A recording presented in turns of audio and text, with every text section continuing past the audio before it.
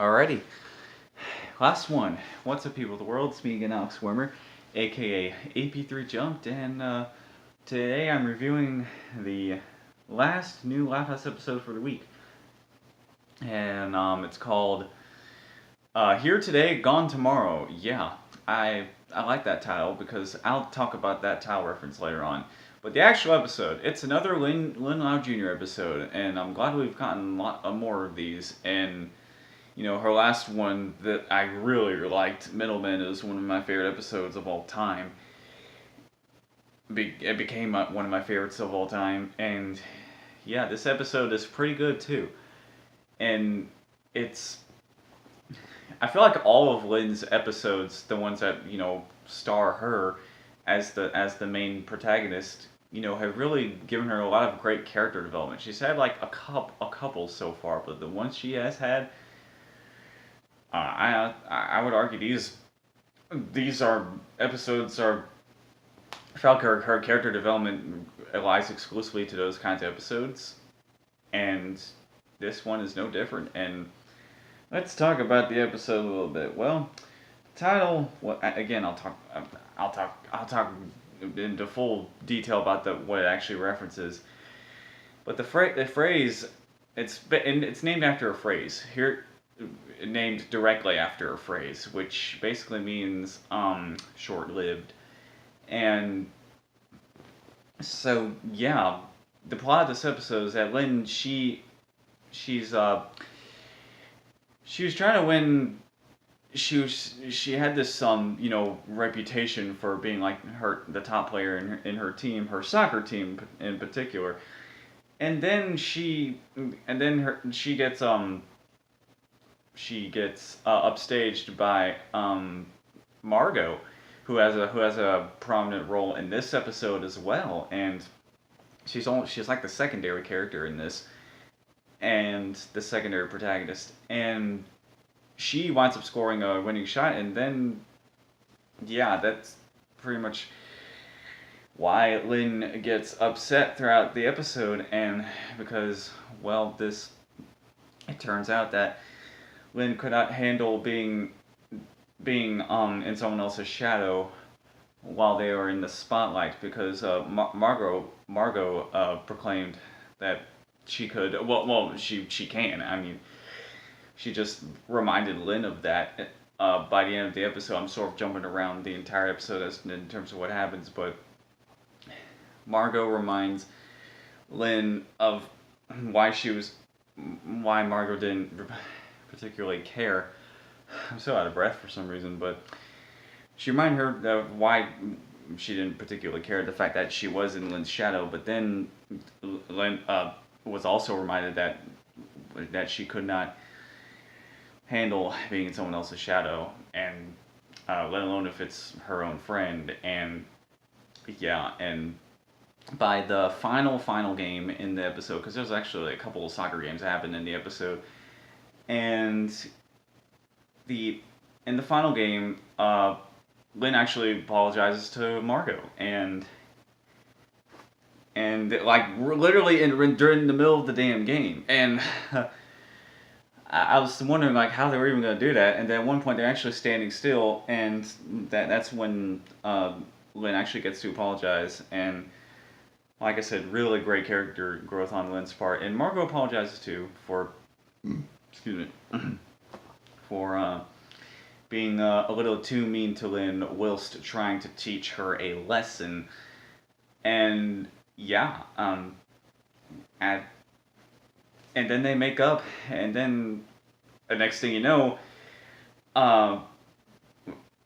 what's her name, Paula, she winds up being being the one who kicks the winning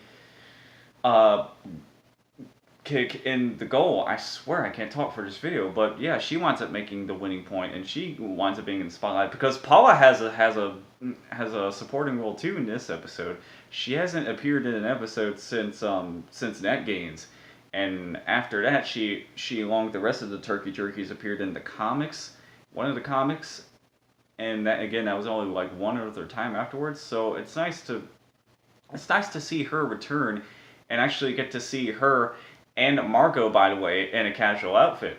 And what's interesting is that Paula still has a crutch and still has a broken foot, which apparently is part of her is going to be a permanent part of her character design. I guess I don't know. I mean, this show does have continuity, so I don't know. This might just be me nitpicking, but I don't know if that will get changed. To be honest with you, I don't know if Paula's leg will ever get healed. Bless her heart. But yeah, she was a great supporting character in this episode, and it was really unexpected to see her uh, strike the winning kick for the final game. And yeah, that was pretty much the episode in a nutshell. It was really good. It was very well written. It was a lot of fun. It taught a great lesson. It was great character development for Lin Jr. And yeah, so I really enjoyed it. Now I'm going to give you all a couple of random fun facts really quick. This episode reveals that Margot's last name is Roberts, and remember that my computer's making noise. That's a first. It's still making noise. Those are Discord sound notifications, I think.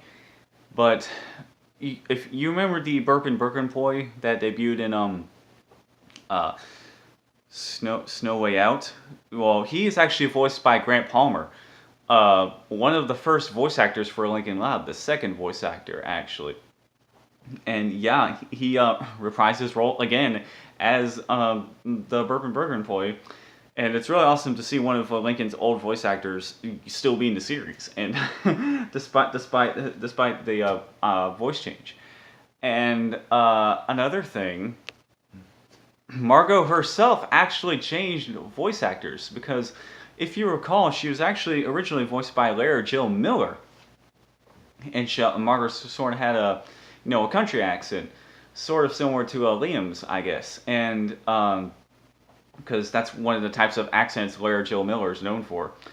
And I find that very interesting. She's voiced by, I forget who she's voiced by now. Yeah, that's very interesting that Margot even got a voice change at all. And despite having an established voice, I guess the writers, what am I saying? I guess the writers wanted to, change things up for Margot as a character, for her voice. She's voiced by Breck Bassinger. I think that's how you say it. Yeah, the name is really far away from my monitor, but apparently she was the person who played the lead character in Bella and the Bulldogs. Bella herself. I never watched that show, so I wouldn't have known that, but very interesting circumstance overall. Alright, Discord, shut the hell up. The app, not the character. I love Discord, the character. My favorite character in the entire series of My Little Pony Friendship is Magic. But I'm not here to talk about that, obviously. So I'm going to talk about another reference. I already talked about what the title is. Here Today, Gone Tomorrow. I already explained to you what the phrase actually is. It's literally the same phrase. And but the first time I ever saw that reference was in Crash Bandicoot Warped. There was a level in the fifth warp room, level 21 in that game. The level called Gone Tomorrow. It was a future level. It was a level set in the future, and yeah, that level name is based off the second half of that phrase. So yeah. Yeah, I just thought I'd point that out, but I am done with this week's reviews. If you like this episode, then let me know what you thought in the comments below. If you like this video, then don't forget to subscribe and hit the bell to be sure to get notified of future videos I make, and stay tuned for more videos. And stay tuned for my review of that new Loud House special called Cooked. I'm really getting tired of these one-word freaking titles, but I'm sure I'll complain about that in the podcast that I'm going to be in. Yes. I am in the newest Loud Crowd podcast on the Loud TV YouTube channel. It's probably already been uploaded by the time this video has been uploaded. So if it has, then be sure to check me out on that. I always have a blast doing those. And if it's not uploaded yet, then just be on the lookout for that video. And yeah, I'm Alex Wimmer, aka 8B3Jump. Thank you so much for watching until the end. That's it for me, and I will see you soon. Goodbye, and I hope I can get a damn haircut, because this is unacceptable. It's alright looking now, I guess, but this is still not acceptable. You would find it hard to believe how infrequently I get my damn haircut.